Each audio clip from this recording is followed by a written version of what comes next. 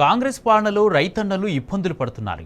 ఆదిలాబాద్ జిల్లాలో ధరణి ద్వారా రిజిస్ట్రేషన్ జరిగి 4 నెలలు దాటుతున్నా పట్టాదారు పాసు పుస్తకాల పంపిణీ జరగడం లేదు.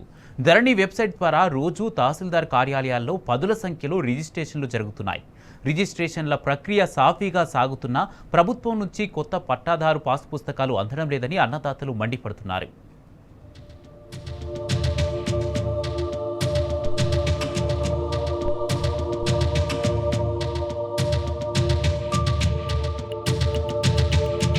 ఆదిలాబాద్ జిల్లాలో కాంగ్రెస్ ప్రభుత్వంపై అన్నదాతలు ఫైర్ అవుతున్నారు. ధరణి ద్వారా రిజిస్ట్రేషన్ జరిగి 4 నెలలు గడిచినా పట్టాదారు పాస్ పుస్తకాలు అందక ఇబ్బందులు పడుతున్నట్లు వాపోతున్నారు. జిల్లా వ్యాప్తంగా రోజుకు 180 నుంచి 200 వరకు రిజిస్ట్రేషన్లు జరుగుతున్నాయి. కానీ 4 నెలలుగా పట్టాదారు పాస్ పుస్తకాలు మాత్రం పంపిణీ కావడం లేదు. ఆదిలాబాద్లో మొత్తం 18 మండలాలు ఉండగా రోజుకు 10 చొప్పున తహసీల్దార్ కార్యాలయాల్లో భూముల రిజిస్ట్రేషన్లు అవుతున్నాయి. మొత్తంగా 5,000 మంది వరకు పట్టాదారు పాస్ పుస్తకాల కోసం ఎదురుచూస్తున్నారు.